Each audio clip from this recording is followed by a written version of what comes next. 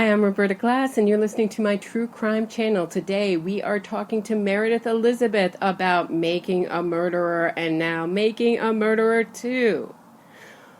All the skinny. Stay tuned.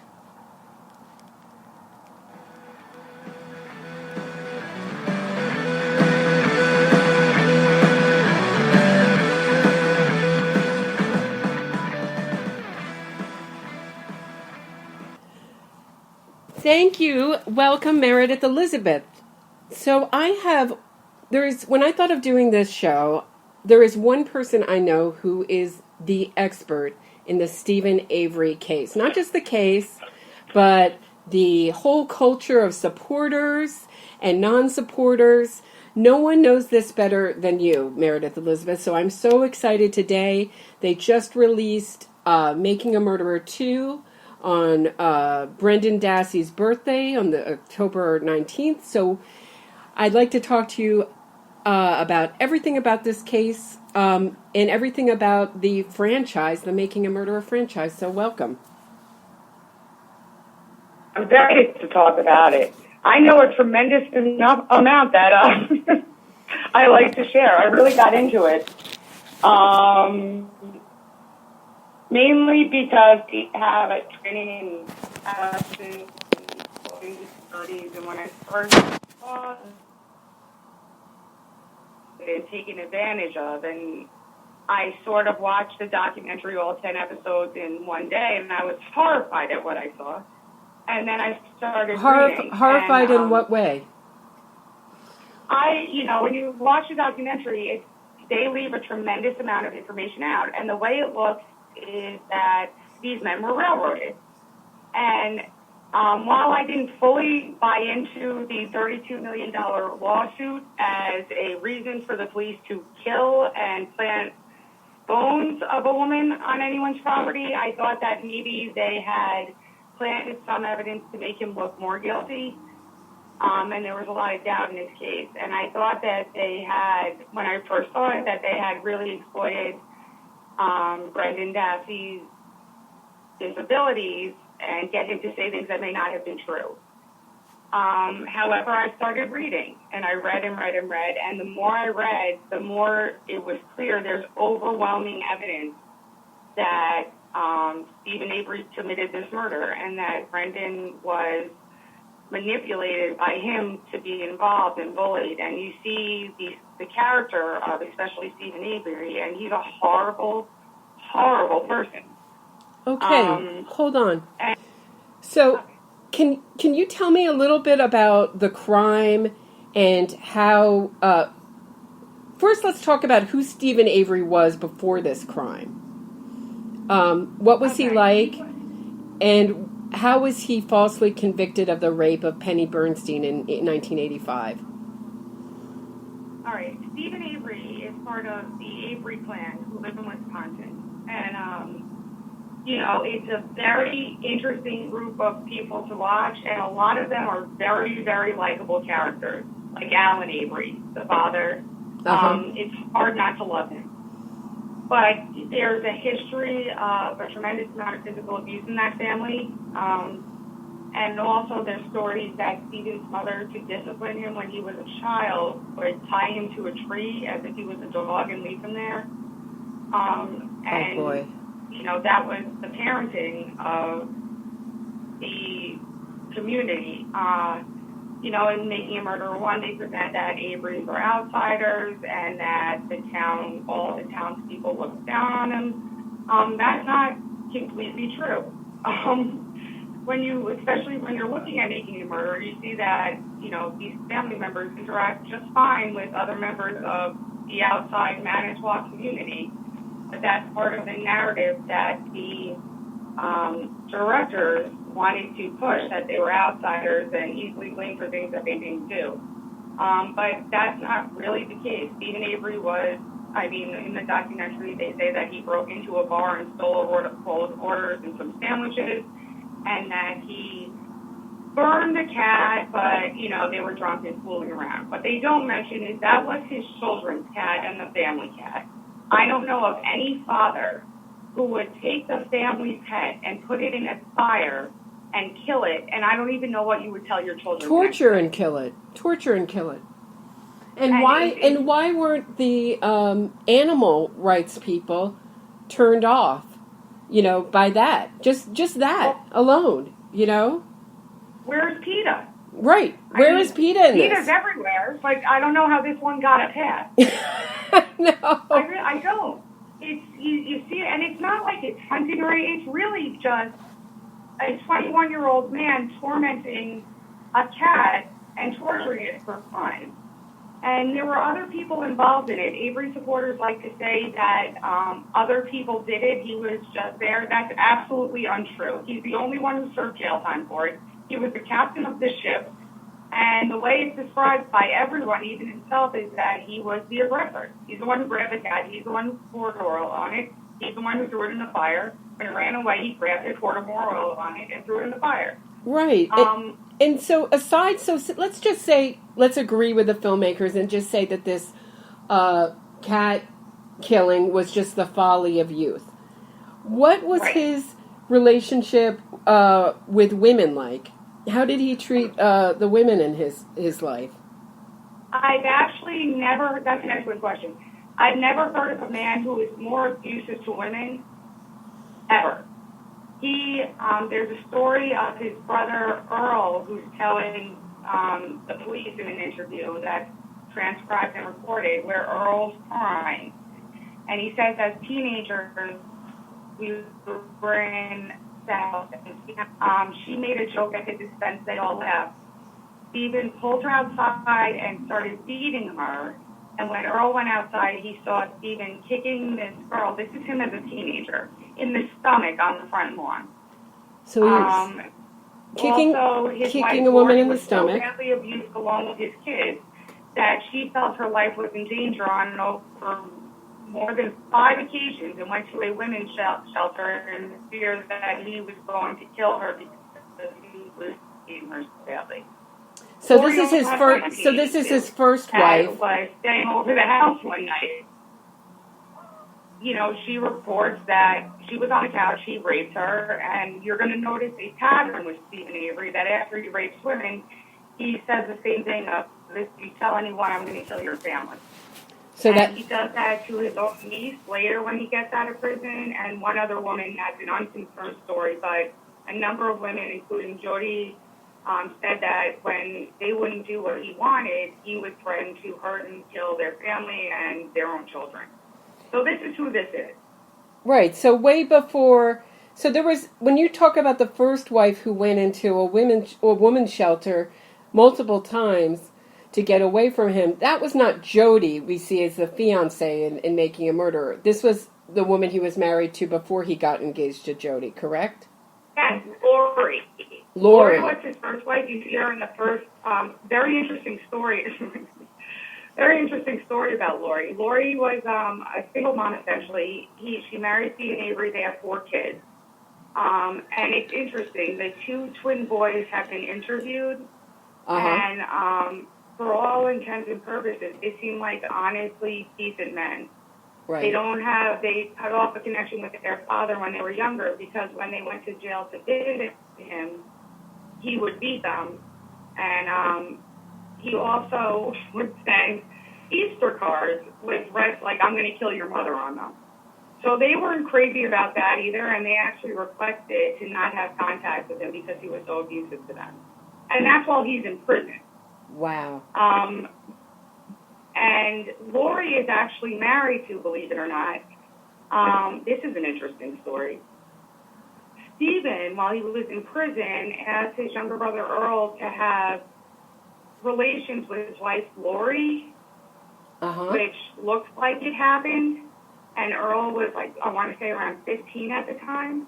But what ends up happening is Barb, who's Stephen's sister, Brendan Daffy's father, those 4 boys' father, Pete Daffy, he's now married to Stephen Avery's first wife. And when Stephen got out of jail in 2003, Lori and Pete Daffy were so terrified that they essentially moved to the next town and were terrified that he was going to come and hurt them. Wow. And this is family members. Hold on. And when you ask the majority of family members just openly report that Stephen is unbelievably abusive. He believed when he got out from the wrongful conviction in 2003 that he just did horrible things to people. The night before Teresa Hallback went missing, believe it or not, Stephen called one of, I want to say, Bobby's ex-girlfriends, a young girl, to come over and bang the wall, something, a quote like that, and then bothered her again. She filed a police report against it. And this is a grown 42-year-old man who's harassing a 17-year-old girl. Unbelievable. So, who was Teresa Hallback? Teresa Hallback was really described by everyone as a fantastic person. She loves photography. She was starting her own photography business. And essentially, to make extra money, she works for Auto Trader 1 or 2 days a week. Uh-huh. And the way that works was she would go out to individual jobs to photograph a car, and she got paid $40 for the ad, and she got a portion of that. So it wasn't a tremendous amount of money, but she was in the process of starting her own photography business. But everybody around her describes her as really just a bright, smart, and fun person to be around, that when she walked into a room, the room would light up. She was a 25-year-old girl that... So Stephen Avery had seen her around, right? And and with his nephew, Brendan Dassey, was a 16-year-old nephew who Stephen Avery had also had a history of abusing. Is that correct? Well, yeah. No, what happened was Teresa, because the way it works with Auto Trader was they had sort of regional photographers.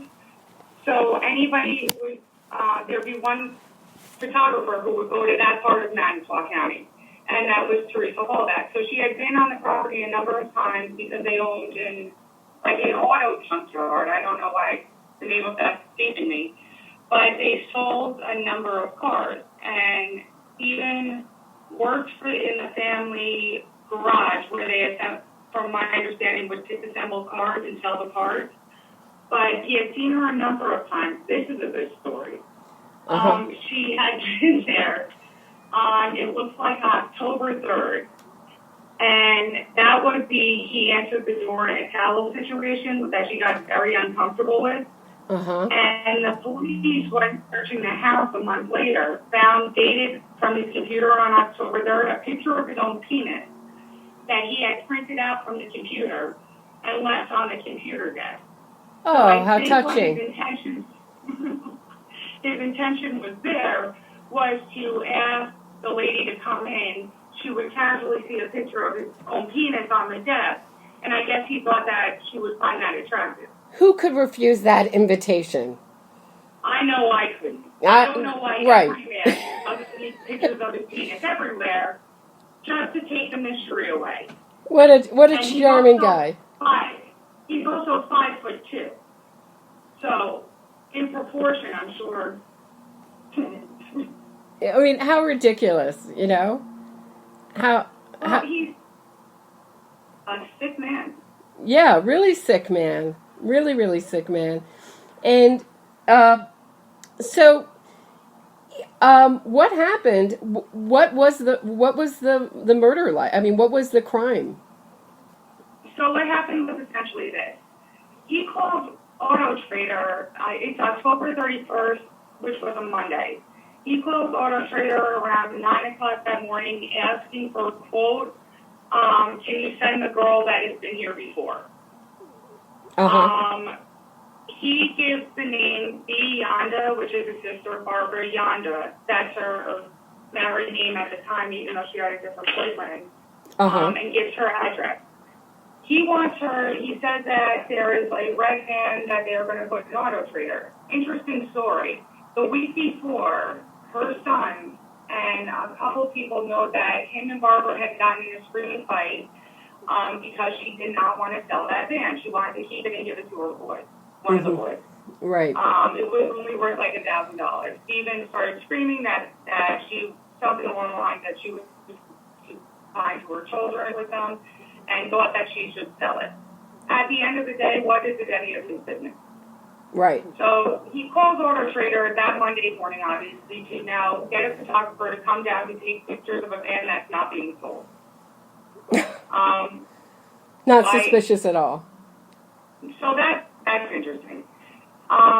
She then gets a call. She had requested from the last time, I want to say October 3rd, she didn't really want to go back there because she thought it was creepy. She didn't really think that she was in danger. From what I get from it, she just was uncomfortable with him because he's a weirdo. And the Auto Trader, the secretary, calls her and says, "Can you please go to the aviary yard?" Teresa gives some resistance and says, I really don't want to go back there. He's a weird guy. I'm not comfortable. The secretary essentially says more or less that this will be the last time he can just do this favor. And she says, "Oh, but you're not going to see him. It's his sister." So Teresa's like, "All right." So she goes on a number of stops. The stops, there was some debate over what time she went there, but they were able to figure it out. The stop before she gets to the Avery compound, is George and Joellen Zipperer. The Zipperers. Their son was selling, I want to say like a Camaro or a T-Bird or something very 80s car type of thing. Those cool 80s cars. Right.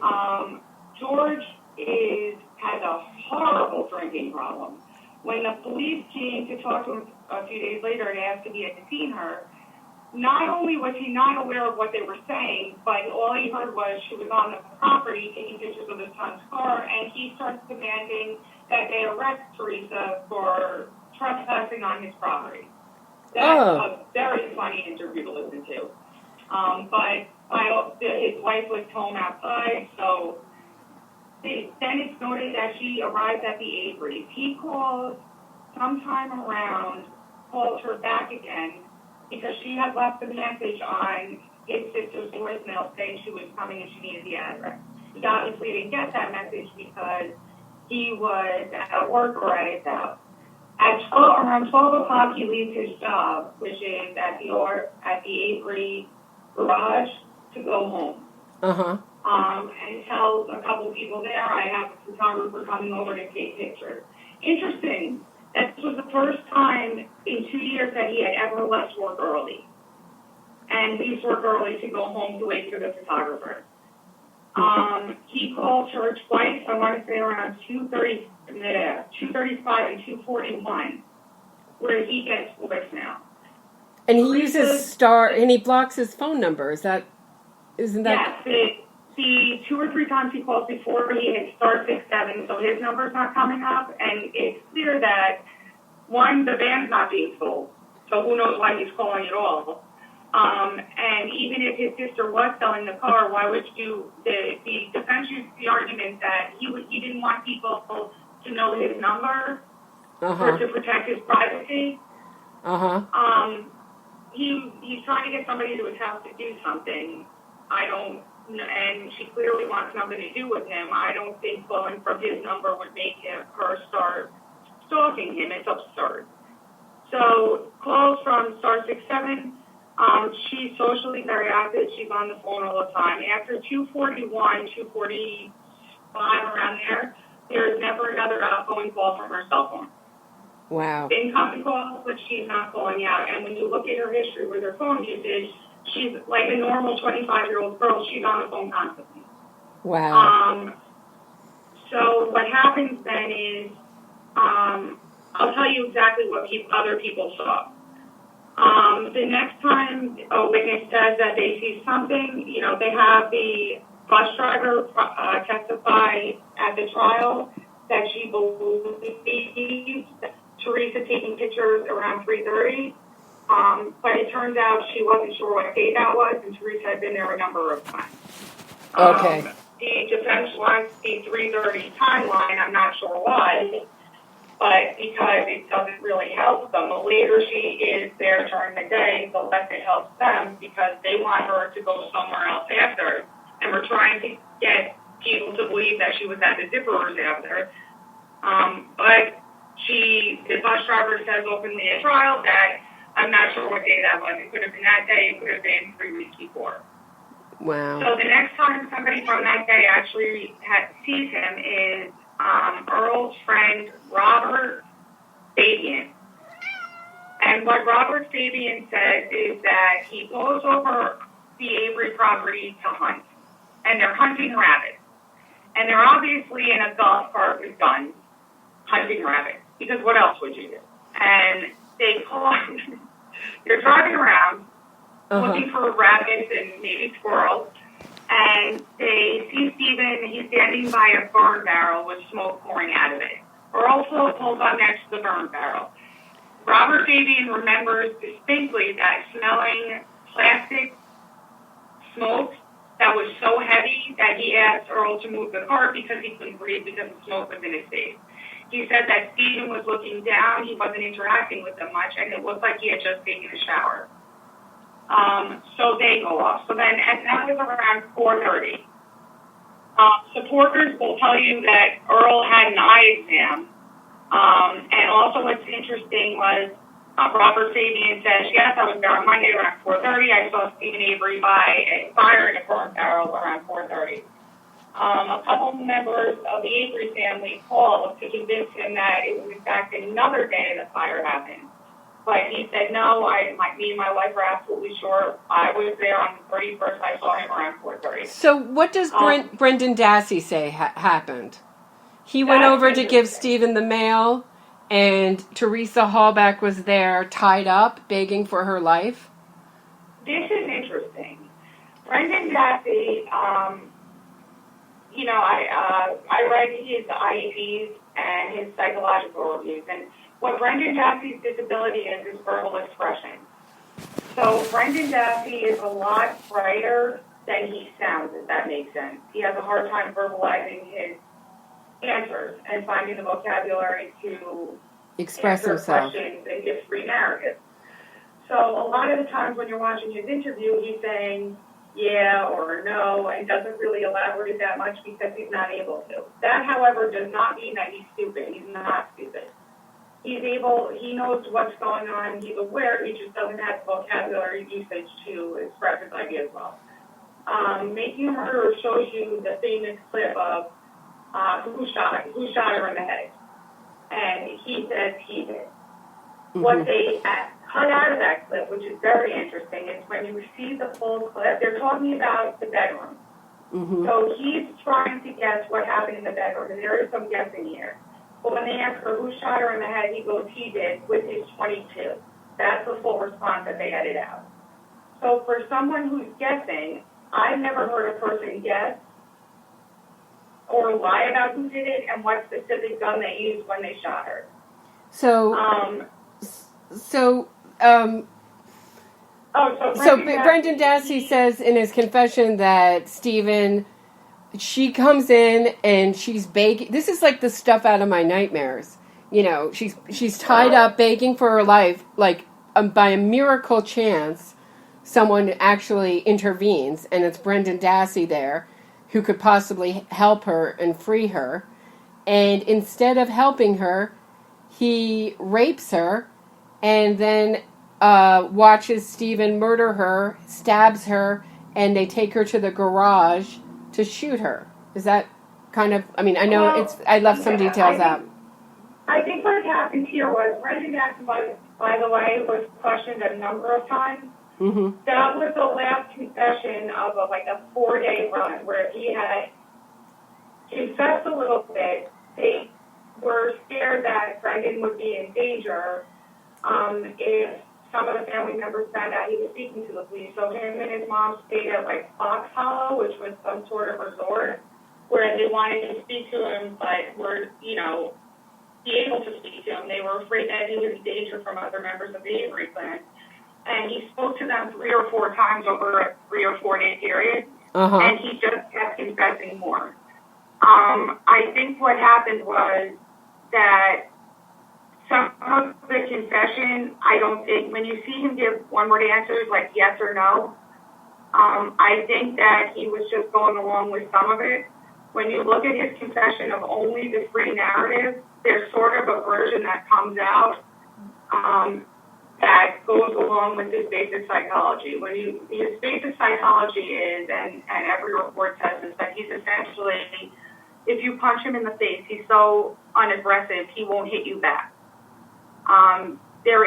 He's easily manipulated. He wants to please adults, but he's also very fearful, even though he's physically bigger. Mm-hmm. I don't think he has the capability to rape anyone. I really don't. Okay.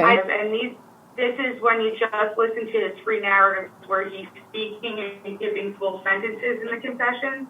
What he says happens is this. It's around 5:30. Stephen calls him and says, "Can you come over and help me with something in the garage?" And by the way, this version he says a number of times, and it's consistent every time he says it. He calls him around 5:30 and says, "Brendan, can you help me with something in the garage?" Brendan says, "Okay." Brendan ignores him. He's like, "I'm not helping him. I'm playing video games." Around a half hour later, Stephen calls again and says, "Brendan, I need you to come over to the garage." Now this is around 6 o'clock. And when you compare it with Rhonda Fabian's story, if I saw Stephen alone by the fire at 4:30, it sort of makes sense. So what I think happened was, and then Brendan says he goes into the garage, he sees Teresa tied up, she's grasping on for life. Stephen Avery says to him, "Shoot her." Brendan says, I wasn't able to. I can't shoot animals. I can't even look at blood. And everybody describes him this way, that the kid doesn't go hunting. He doesn't do anything even remotely violent. Mm-hmm. So Stephen takes the gun and he shoots her. And this is Brendan's version. He shoots her 10 times and twice through the skull. What happens is their first idea, according to Brendan, is to put her body in the pond on the property. Mm-hmm. Which is, they then put her body in the back of a truck, in her truck. Mm-hmm. Also, I just want to quickly mention, when they asked Brendan where she was shot, they gave him a diagram of the garage. He circled this area where later that's where the luminol hit up for organic material.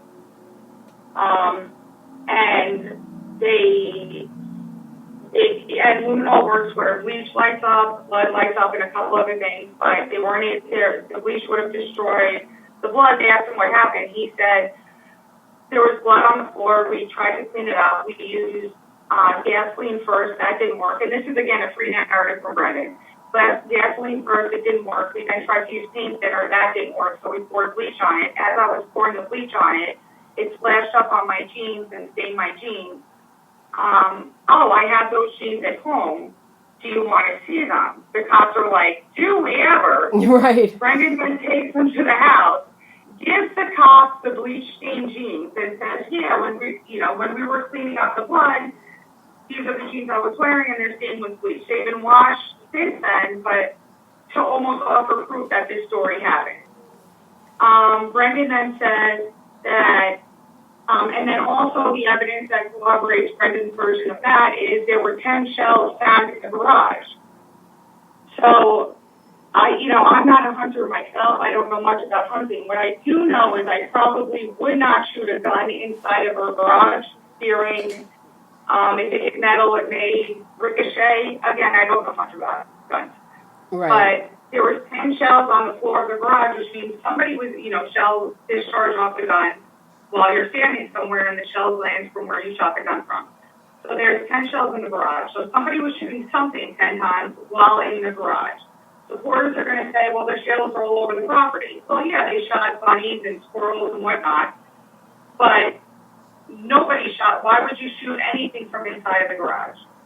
The person, Stephen Avery also didn't own that trailer. It was some guy, rolling something. That let Jody stay in it, who was his good friend. Stephen meets Jody in 2003 and moves in the next day and won't leave. That's not actually Stephen's trailer. But Roland says that he was outside the garage. There may have been groundhogs staying in, and he may have shot them from the outside. But that doesn't explain the 10 shells in the garage that are all timed from the same event. So I have a question. If they really cleaned up this garage so much, why leave the 10 shells? Because I think that they're just not that bright. Okay. Just because the shell cases, I think what they did was, honestly, Stephen Avery's going to go, he knew a lot about DNA. people try to claim he's a moron and whatever else, but remember, he sat in jail for 18 years. Mm-hmm. And for years, all he focused on was the DNA from the Betty Bergman trial. So mm-hmm. he learned a lot about DNA, how to destroy it, how to do the perfect crime because of he was sitting in jail from the other one. Right. So and wasn't he drawing a dungeon?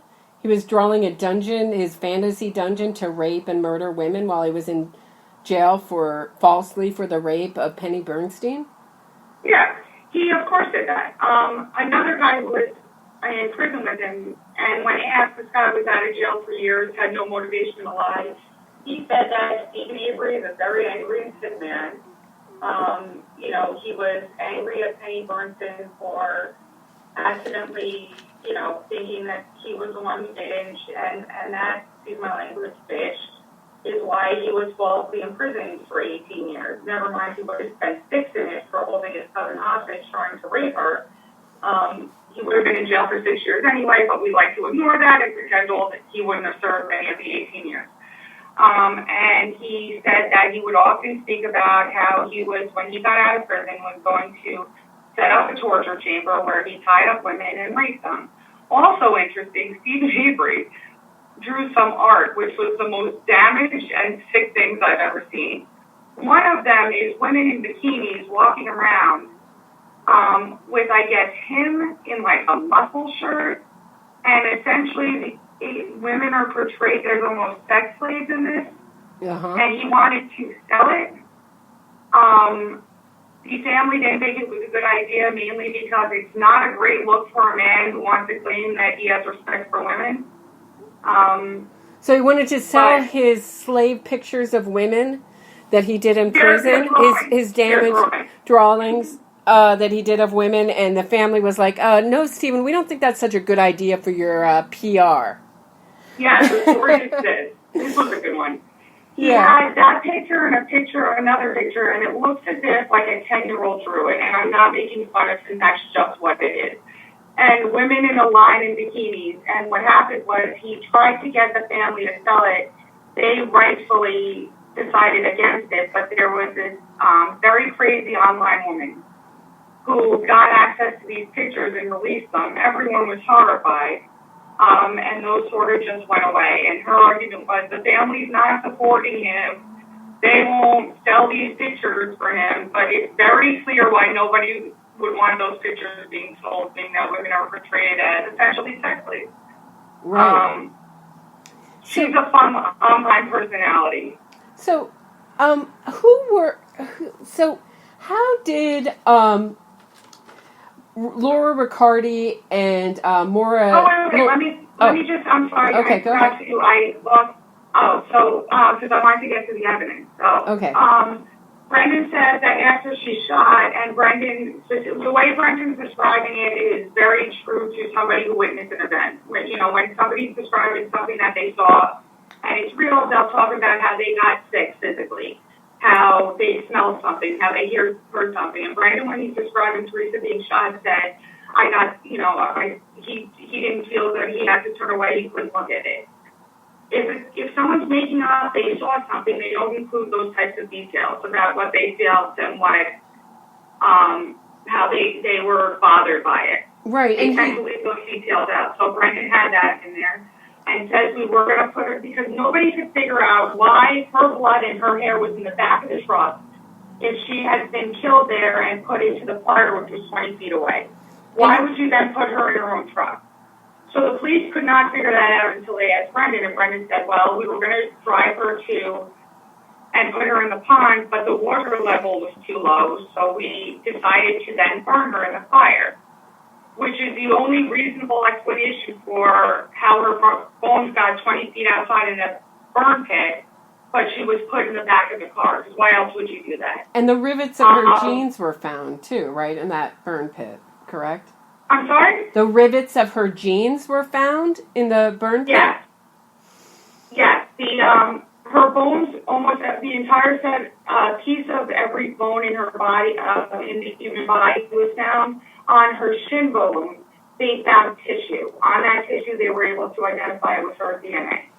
You're going to hear people say, well, we don't even know if she's dead, which is, I get wanting to support somebody in prison, how people don't realize that she has parents, she has brothers, she has sisters, and these people got their child returned in a box, a small shoebox. That's what they got. And I think that we need to get away from being so insensitive towards family members while talking about true crime, but I digress. No, I agree. That's how they were able to identify her, and they also found the rivets on her Daisy Fuentes jeans in the burn pit. And they knew that she was wearing Daisy Fuentes jeans because her sister at trial said I was making fun of her for almost women jeans. Remember she was wearing Daisy Fuentes jeans. And she was making fun of her. And, it's just like an unmistakable detail, It could be nobody else. And Stephen Avery didn't know that, but why didn't they? So they kept Teresa's car. They had a lot, right? There was like a salvage yard, and they kept her Toyota RAV on the property and didn't crush it. Why didn't they crush the car, Teresa's car? That's an excellent question. I also, during this investigation, and I use that term loosely, found out that he was going to crush the car. When you crush a car, two things. Number one, it's unbelievably loud and you can hear it from a mile away.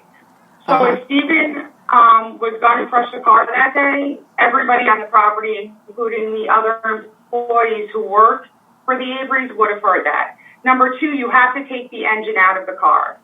So you have to take it into the garage, lift the engine up because the engine is very, very heavy. I don't know offhand how much an engine is, but you need a machine to do it. And then you need to crush the car because you can't crush a car with the engine in it. So Stephen, and according to Brendan and common sense, they parked the car near the crusher.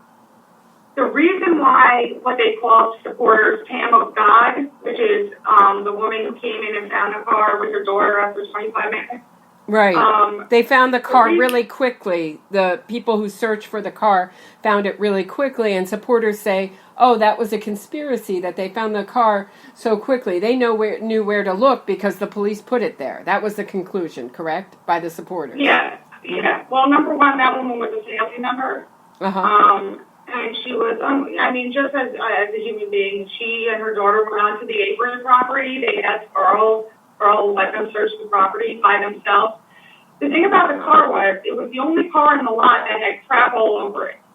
Mm-hmm. So it had another carpet on it. It had branches on it and random garbage. So when you're looking at it, a car lot, that one stood out because it was covered in a whole bunch of crap. They would have been better off had Steve and Reverend said we covered it, whatever. Had he not covered it, it wouldn't have been so obvious. But it was sort of because it was the only car that was covered with a whole bunch of shit. When you look at, 100 cars, it's going to stand out. And the other thing I love how it was hid, too. It was like a child hid it. Like, let me just put a branch over it, and nobody will notice that it's there, this car. That'll be... it was double parked. What? That was the other thing. It was double parked. So, when you look at the Avery car lot, they have cars fairly neatly parked. And up on that ridge was single lines against the fence, against the tree line. Mm-hmm. This car was double parked, so it was also sticking out.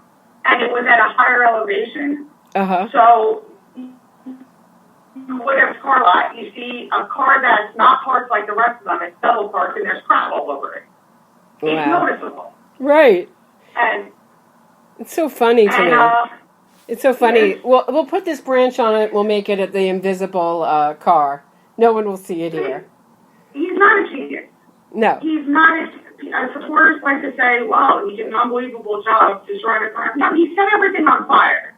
He set the bedding on fire. He took everything and set it on fire, and that's how he got rid of everything. And then can we just talk about a pattern, too, with the cat, the obsession with fire, the cat on fire, Teresa on fire? It's just a really, there's a pattern there, pattern of behavior. There absolutely is. He stood by that fire. And what's interesting is he lied about the fire. When first asked by police, and I'm willing, supporters say a lot of things that are nonsense. I'm willing to believe that somebody, if you have been wrongfully convicted in the past, may not be completely honest with police because you're fearful. However, when asked about the fire, why did he lie? They hadn't found her phone yet. He didn't know yet that there was a reason to lie about the fire. Why would you lie about it? Right. I know. There's always a reason why you lie. People don't just lie, for no reason. There's always a reason. He also lied about, he said he told the police his mother was there. I'll even give him that. He said that his mother came down around 5. Let's pretend he's innocent. Mm-hmm. I'll even give him, he says his mother was there to just try to whatever.